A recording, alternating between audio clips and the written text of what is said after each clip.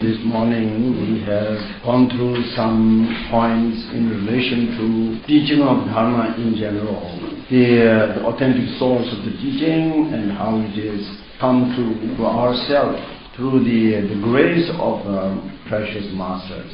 And now with regards to the practice of Dharma, most of you of course are quite familiar what actually means Dharma, and also it has aspect Dharma of the teaching, Dharma of the realization, etc.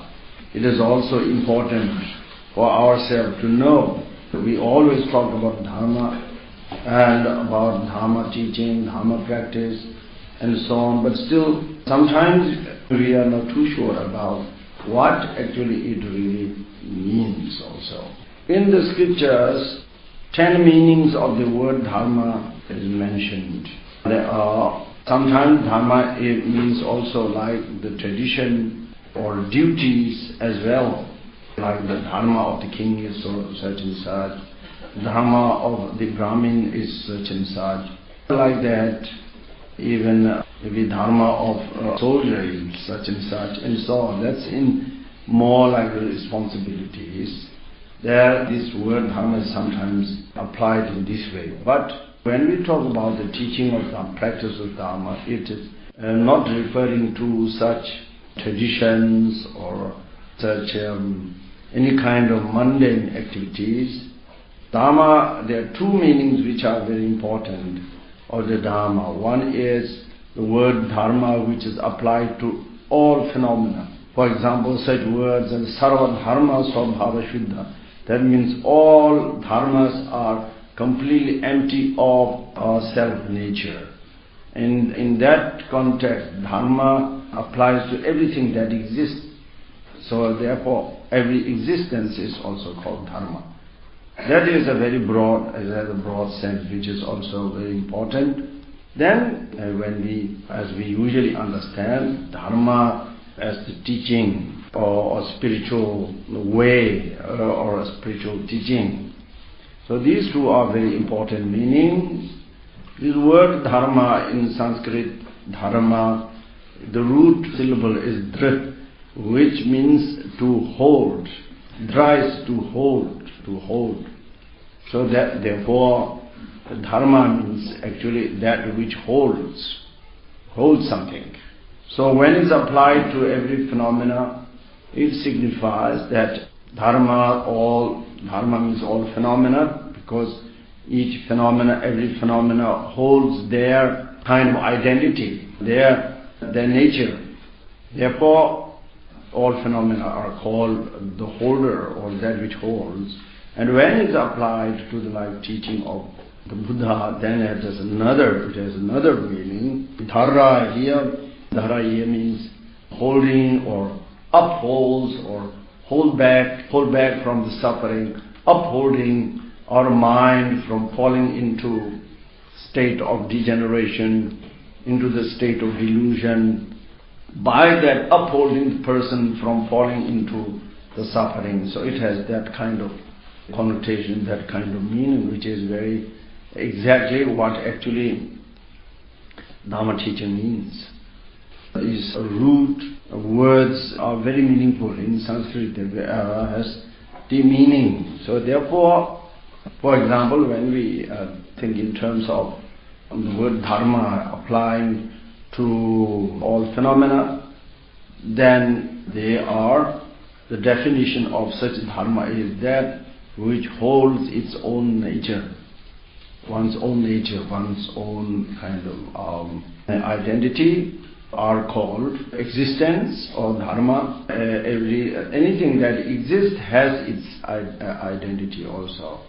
If something is non-existent, then there is no identity. So therefore, it's very... and what kind of nature or identity?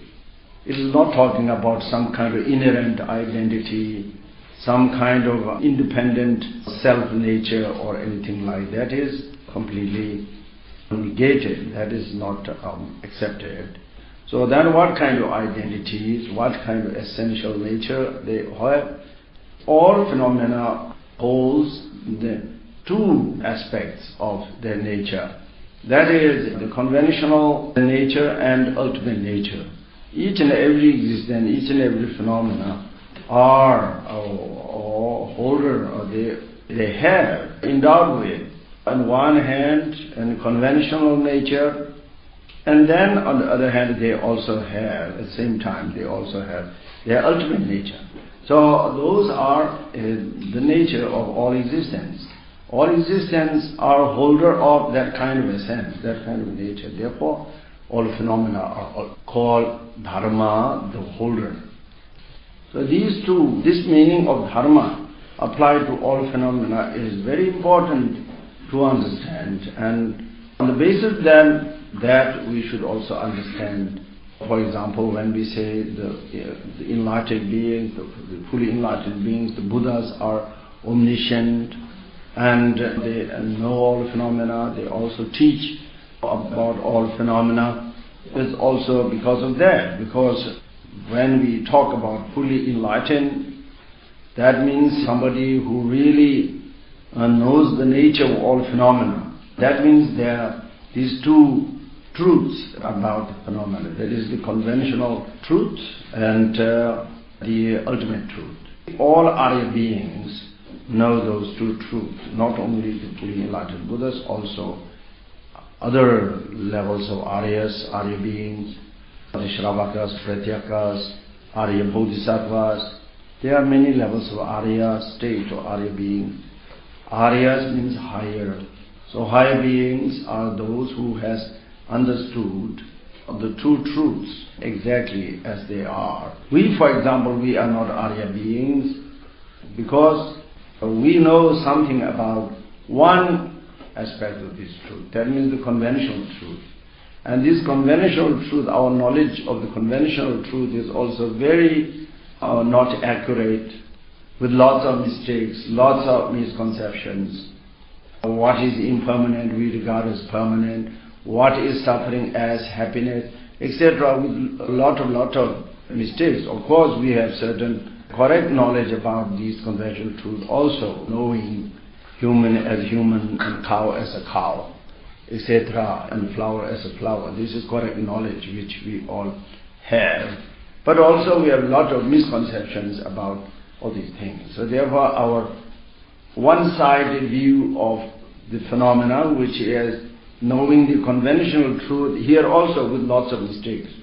And the other aspect, the ultimate truth is totally hidden. We have no idea whatsoever about it. We even have no idea that something like that actually exists. And so this is completely unknown to us. So therefore we are one-sided. Sometimes all in the scripture we are called, such beings are called this side seer. Other side never seen, this side seer. Skurpong, this side seer. Or one-sided person. So that's what we are. So such beings like ourselves are perfectly an ordinary being. There's no doubt about that. We are absolutely ordinary being, which is referred to in the Dharma with the name Parthakjan. There's Arya-jan and Parthakjan. We are completely, absolutely ordinary Parthakjan. Parthakjan means individual, ordinary individual. That's what we are. Because we only know one side of the phenomena, the conventional side. Other side we have no idea. So if anybody, hopefully someday we also attains also the view of the other side, the ultimate mode of existence of the things, then the ultimate side, ultimate truth, then we become, our vision then has deepened, and our vision also has become really something which corresponds to the reality. Therefore our vision has become superior to the ordinary one, so therefore we become an Arya. Arya means higher, not just higher in race or caste. This is other meaning. That has nothing to do here. But Arya higher in vision, in the view of the phenomenon, then one's view has elevated. It's no longer in that deluded state. So therefore we become Arya-Jnana. Of course, Aryas are also in many levels. They are Arya, Shravakas, Pratyakas, Bodhisattvas, and Supreme Arya beings are the Arya Buddhas, the fully enlightened Arya beings. For all those Arya beings, somebody attains that Arya state when somebody penetrates into the ultimate nature of the phenomena or understand directly that nature as well. Since then one becomes an Arya. That depending on which path you have developed, either you have entered into the path of Shravakas or Pratyakas or Bodhisattvas, that way you also attain, you become, according to the path that you follow, become Arya Shravaka, Pratyaka or Bodhisattva. All of them have a clear knowledge of the both truths, the both aspects of the phenomena. Their knowledge of the phenomena and that of the fully enlightened Buddhas, again there's a big difference. Because of that reason, those other Aryas are not called as Sarvajya, that means somebody who omniscient, somebody who really knows all phenomena. Because other Aryas, they all have realized the both aspects of the phenomena, but they are not able to see those two truths of the phenomena simultaneously. They see it, they grasp it gradually. When they are in the deep meditation, they see the ultimate truth.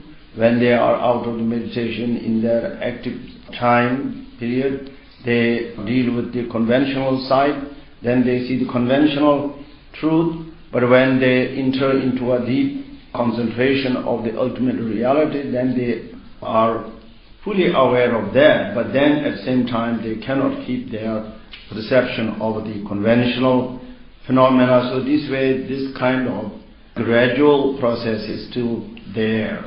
But due to us very subtle kind of obstacles in their mind, once that subtle obstacle is overcome, then the two truths are completely unite in one's mind, seeing the conventional truth and its essential nature, the ultimate truth, is no longer separated, but they are perceived simultaneously all the time. We say the fully enlightened Buddhas, they have no difference in meditation and action. Their meditation and action has become united, true truths have united. There are a lot of such unions has taken place in the state of enlightenment.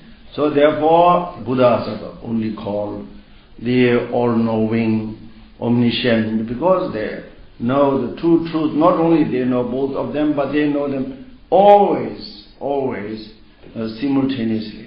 You say Buddhas are always in meditation, always in concentration, at the same time always active for the benefit of the sentient. That makes a big difference between the Buddhas and any other Arya beings. The characteristic of an enlightened being is exactly that, the one who realizes the two truths, the nature of all phenomena perfectly and directly and simultaneously. That is a particular characteristic of an enlightened being. That's what they have, the enlightened beings have realized, and that's what they also teach to the sentient. That is the essence of the subject or the essence of their teachings, is also no other than the two truths. All Buddha's teachings are all about the two truths and nothing else. So therefore Nagarjuna has said, Dve Satya Samupashita Buddhanang Dharma Deshanang. So that means there are two truths what the enlightened ones have taught. And it says, Lok Samvita Satya Cha Paramatha Satya. That means the Lok Samvita Satya, that means the worldly conventional truth and the ultimate truth. So those are the two things what Buddhas have taught. Buddha has taught so many different aspects of the Dharma, but essentially it is always on these 2 points, these two Dve Satya, these two truths. Many of you will understand, because in Czech language also for Dve, in Czech language also Dve Satya, no? Yes, you know. That sometimes when we go to some of these countries, then when teachings are translated, then it sounds like they are speaking Sanskrit. You know, there's so many these words are very similar, you know, like Dve, and so Dve means two, just like in Sanskrit. And Mrityu means the death, no? Yes, like death or Mrityu, and there are lots of such kind of Sanskrit words in many European languages. I mean, they are, anyway, there's a lot of connection because of Indo-European language, there are a lot of connection with, or any European language, but especially also the Slavic language and so on, has lots of Sanskrit words, so sometimes it's very surprised why they are speaking suddenly in Sanskrit. So Dve Satya is Dve Satya. Sometimes you talk about the door, and then suddenly they speak of Dwara. Dwara, that's also Sanskrit. There are so many terms like that. It's very surprising. This language is very, very interesting. So when we go to Romania, then suddenly we talk about enemies, then they speak about Dushman. I thought, what? Do they speak Urdu or what? You know? But that's it. Dushman is not only in Urdu language in India, but also in Romanian. Dushman means enemy. And there's something like Priyatam also. Yeah, there is Dushman, not only Dushman, there's also Priyatam, no? So that's very good. There's both friend, very dear ones, as well as there's Priyatam and then Dushman also. Yeah, Priyatam, yes. It's really like a lover. No, this Priyatam is not Urdu, it's actually Sanskrit. So Dve Satya, it's all came from Dve Satya, the two truths. Two truths are the most important thing. That's the most important subject of all Dharma. That's what the Buddhas have fully understood. And that's what also Buddhas have taught, to free us from the bondage of ignorance. When we talk about Dharma, applying to all phenomena, it is actually referring to that nature of all phenomena. That every existence are holder of these two truths as their nature. So that is one important meaning of the word Dharma. And then Dharma, when applied to the teaching of the Buddha, then also they are connected, because what Buddha actually taught are those two truths about the phenomena, and which they have realized completely, perfectly, and they have also realized that understanding the two truths perfectly and completely, that is the key to the liberation. That is the kind of wisdom necessary to overcome our chain of ignorance and all other delusions that are connected to it. So lack of that knowledge of the two truths, or misconceptions about, when we have no understanding, then we can also create all kinds of misconceptions about it, wrong views about it, and that kind of fundamental problem of our mind, of not knowing this ignorance, not knowing the two truths, and then also creating a whole lot of false conceptions about it, that gives rise to all those series of one after another mistaken views, mistaken conceptions, or what we call as the kleshas, the delusions. All delusions are misconceptions anyway. And all these misconceptions are based on one fundamental misconception, that is about the nature of the phenomena. That means are not understanding the two truths and totally mistaking in this nature. And that is the fundamental mistake, fundamental wrong view that we have, and all the rest of other misconceptions are all rooted on that. So that way our mind is full of misconceptions. Then we accumulate also all kinds of actions, karmas, and then as a result of those karmas, then we always cycle through the cycle of conditioned rebirth, the cycle of suffering existence. The root of all that is that fundamental mistaken view, this ignorance about the nature of the phenomena, about these two truths. Ignorance, these wrong views that we have, which is, as Buddha has emphasized, ignorance being the root of all suffering and the root of the cyclic existence.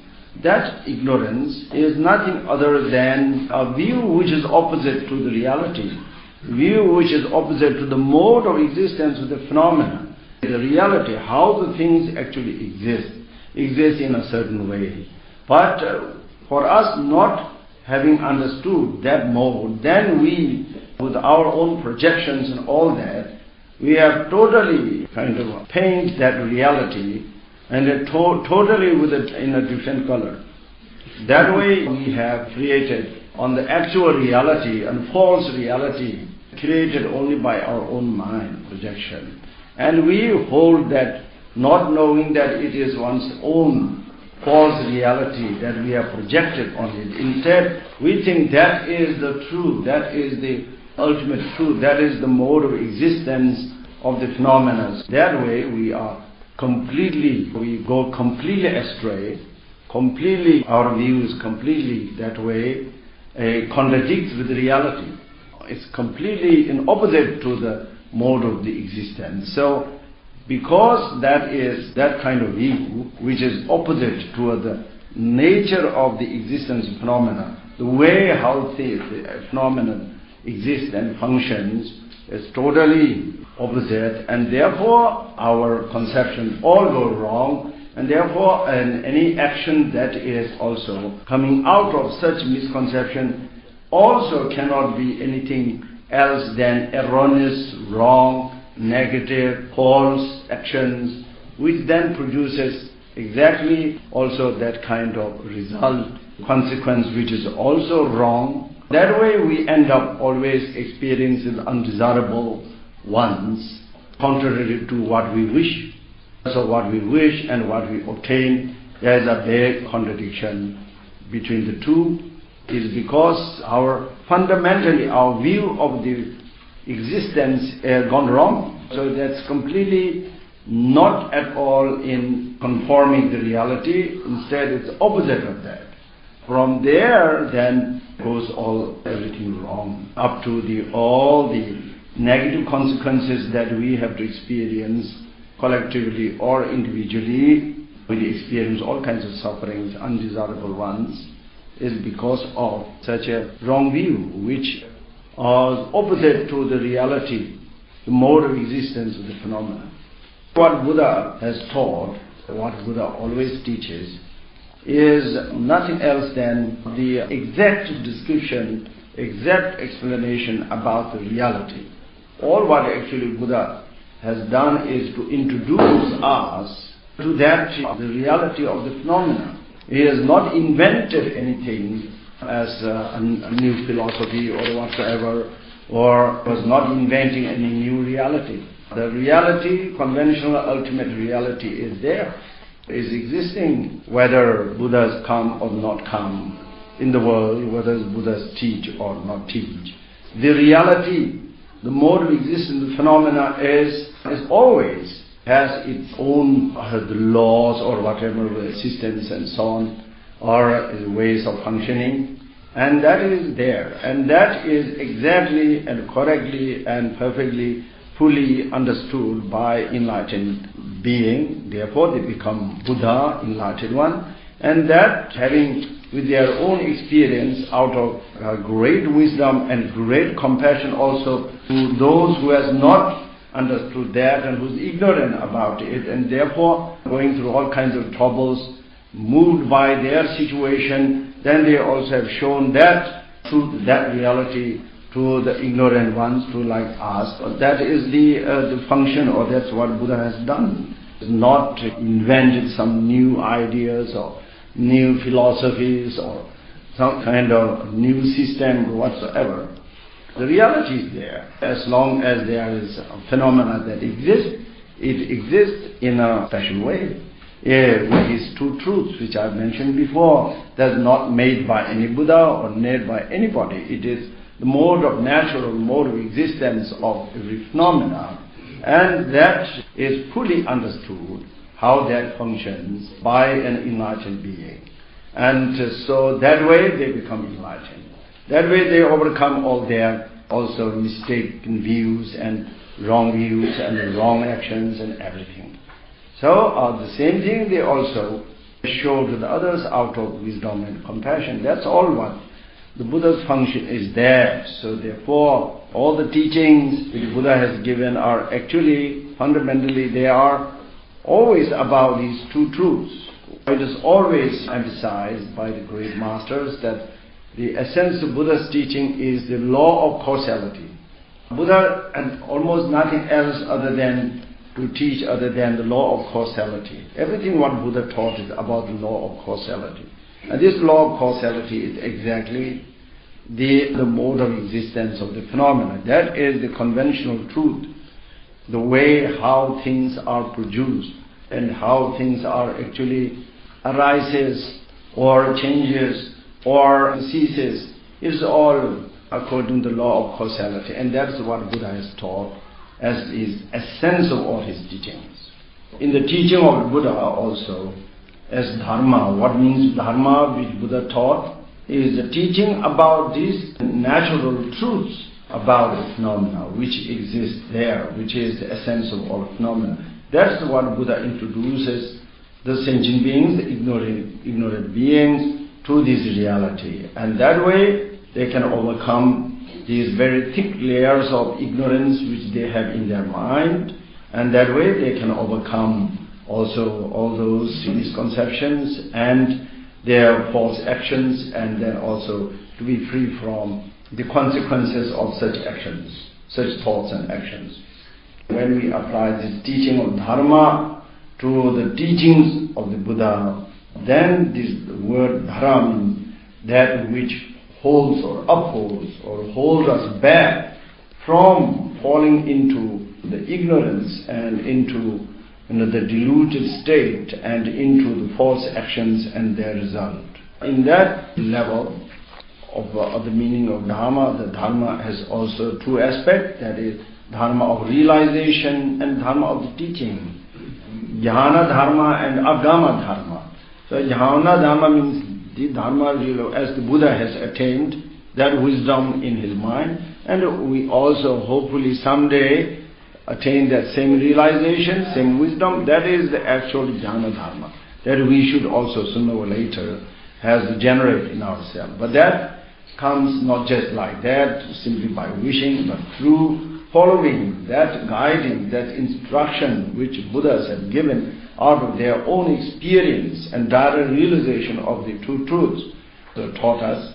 If we understand it and then integrate it with our own mind, and then there is the hope that someday the same kind of wisdom or realization will generate in us. So therefore we depend on Agama Dharma. Agama Dharma means the Dharma of transmission. That means a master gives transmission to the student, that transmission of that knowledge, that wisdom. That Dharma is absolutely necessary. Through the Agama Dharma, then we attain the Jnana Dharma, the Dharma of the realization. That is the wisdom which will then help us to overcome all our wrong views, all our ignorance, as well as all the chain of the delusions. When we speak about teaching of the Dharma and practice of the Dharma, then it's applied precisely to such instructions that Buddha has given. And that Dharma is Dhara, or that which holds or protects us from falling in the suffering. So this word Dharma, this Dhara, to hold us back from these sufferings, is exactly the same also with the meaning of the word like mantra. Mantra also has the same meaning. Mana means the mind, and tra means saving. Tra means to save, to rescue, and this word tra is again has that kind of meaning. So therefore mind saving mind rescuing. Rescuing from what? From falling into the state of delusions. Our mind falling into the state of delusion, falling into the state of all the negative karma, falling into the state of all kinds of suffering. The real mantra, which is actually also an inner quality. Mantra which we recite is only the word of the mantra. The actual mantra is also a meditation, inner meditation. So that has the power to save our mind from falling into a deluded state, into the negative karmic state, and also from all kinds of sufferings, and that is rescued from that state, from falling into that state. So therefore it's called mantra, the mind saving, mind rescuing, and dharma, which is holder, upholder from falling into suffering. All those means the same thing. Since dharma is what actually this realization that we should generate, that wisdom, understanding of the two truths that we should generate in our mind is that which actually saves us from falling into this suffering of cyclic existence. Because of that, when we take refuge in the three jewels, we always say that Buddha is the one who gives the refuge, but Dharma is the actual refuge. And Sangha is our supporter in the accomplishment of the refuge. And why we say that Dharma is the actual refuge? Because that is referring to such a wisdom, such a realization that should generate in our mind, which is shown to us by the Buddha. Therefore Buddha is the one who showed us that refuge, or who gave us that refuge. But the actual refuge which frees ourselves from the chain of suffering is the Dharma. It is that Dharma of realization that we attain, generated with the help of Dharma of the teaching. This word Dharma has a very vast and profound meaning. Dharma nowadays sometimes is translated as a religion or a system or something like that, or spiritual way. But of course none of these words are really so accurate, really a complete equivalent of the word Dharma. Of course it can be, since Dharma has many aspects, so therefore sometimes can be translated as spiritual system, religion, or spiritual way, but actually the Dharma has that meaning, is that understanding of the reality, that understanding of the two truths. It is a realization, that is the Dharma of the realization, that is the actual Dharma. And then the teaching of the Buddhas which show us that truth, and this is Dharma of the teaching. So together constitutes the Dharma that we take refuge in, and also Dharma that we try to develop in ourselves.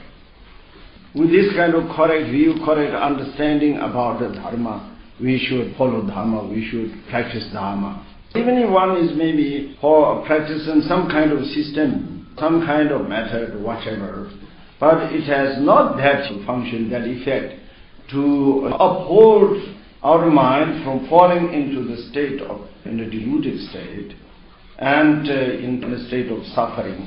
And even if certain things what somebody may do, even though maybe it is called in the world as a Dharma, but it does not fulfill the real meaning of the Dharma. Because Dharma, as already explained before, Dhara means to uphold, to protect, uphold ourselves, our mind from falling into the suffering state, into the deluded state.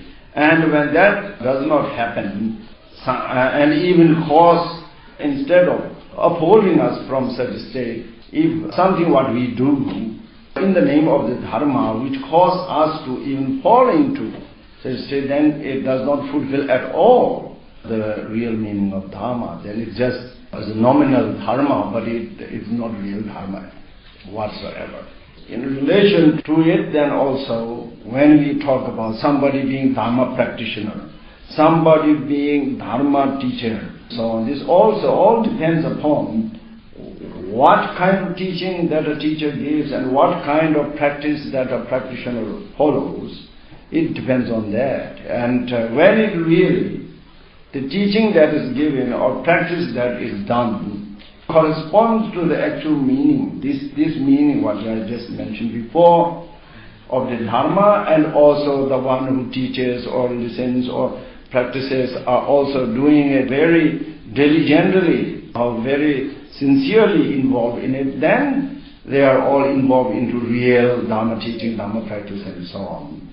If this is not the case, even though they are called with such names, Dharma teacher, Dharma master, or Dharma disciple, Dharma practitioner, Dharma meditator, then only just the name, it's just name which does not have the real meaning. The real experience, the result also follows the real meaning, not only the title.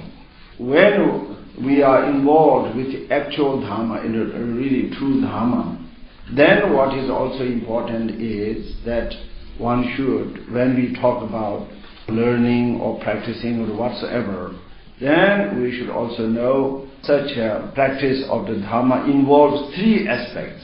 That is Ta Bom Chösum. That means there should be a view, there should be a conduct, there should be also meditation. In other words, there should be a Samyak Drishti, that means a perfect view, and there is Samyak Charya, that is a perfect behavior, and then there is a Samyak Bhavana, the perfect meditation. So 3 points has to be united. That makes our practice of Dharma complete. It's not simply just a philosophy. It's not only just having some very philosophical good view, which is one aspect. It is also not only just discipline, not only just good behavior, which is indispensable. That is not the only thing. And also is not only just meditation or concentration or something like that. It is combination of three makes our practice of Dharma complete. So therefore, the view, first of all, is very important. If there is no correct view, then we are ignorant. Or maybe we are subject to some heavy wrong view. So out of such a state, there is no way whatsoever to engage in any practice of meditation or whatever other aspects of the Dharma. The right view is so very important. But this view does not just develop suddenly like that, by just waiting and sitting like a statue. It only comes through engaging thorough learning. There are three types of wisdom that one has to develop one after another. First of all, the first level of wisdom is wisdom through learning, which is referred to as the wisdom through hearing, or Shruti Mayu Praja. That means Praja, that is wisdom which came through listening, through hearing. That comes the first wisdom. That means learning, studying. One has to engage in that. Without that, there is no way that suddenly some wisdom will suddenly pop up in one's mind one morning.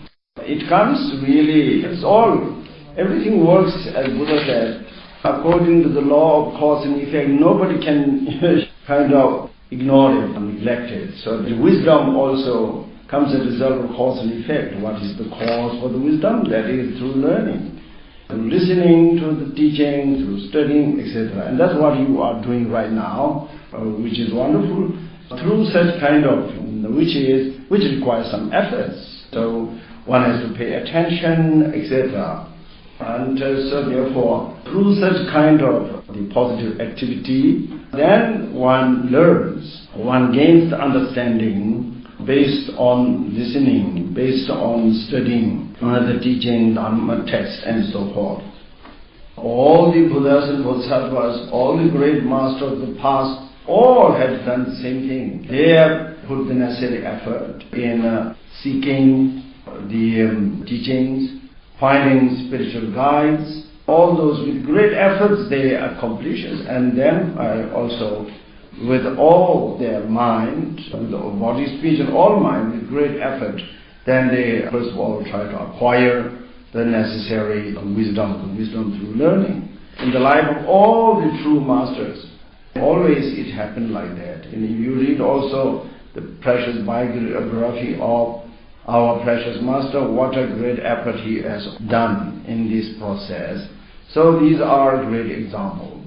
Sometimes some people may think, or maybe Buddha Shakyamuni did not listen to many teachings and so on. If somebody does not know the life of Buddha really precisely, because Buddha Shakyamuni, this is also more of a show, but anyway in the show also, that is his last state of last birth of, before attaining enlightenment.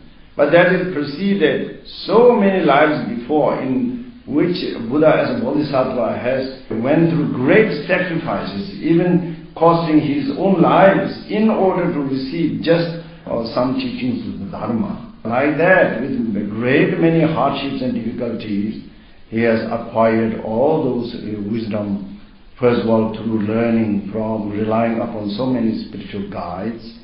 That's why he has finally become that enlightened being. In that last very life, even in that also, in order to show such this process, he also, even though he was already came as an enlightened being, he knew everything, but however he also manifested this kind of aspect that he searched for truths, and he also listened to various teachers and so on. He did it also, but mainly through his own meditation he has shown the attainment of the enlightenment. But that is not only that time, as I said before, so many lives before, as bodhisattvas, he went through extraordinary hardships in the process of learning and so on. So, and this is the case with all the great masters of all traditions have done the same.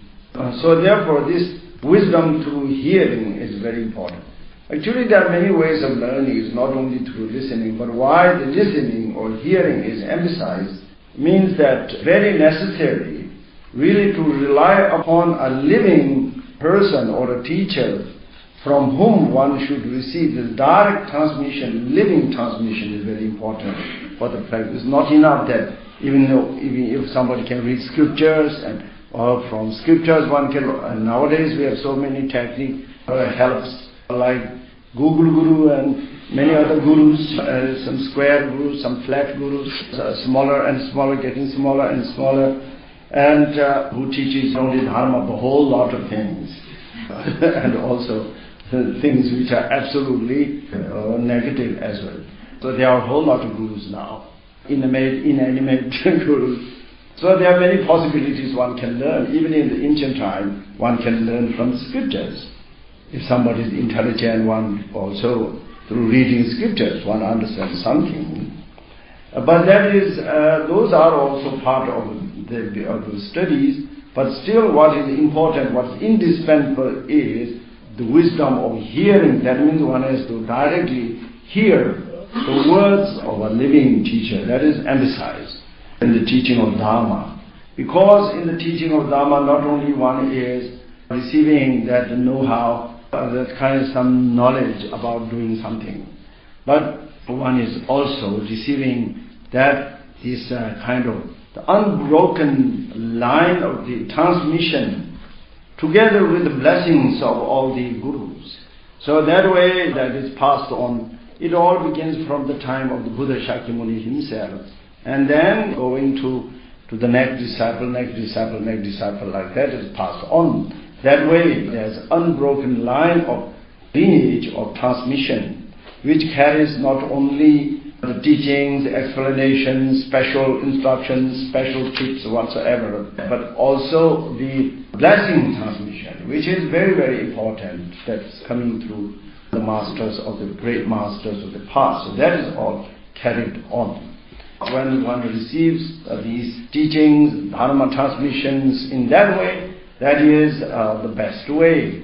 So one receives not only intellectual knowledge, but at the same time, many other very positive, very important transforming effects. And so therefore, this wisdom that is gained through hearing directly the word of the Dharma from the spiritual guides is emphasized. So that is the first wisdom. So maybe this afternoon's teaching we stop here.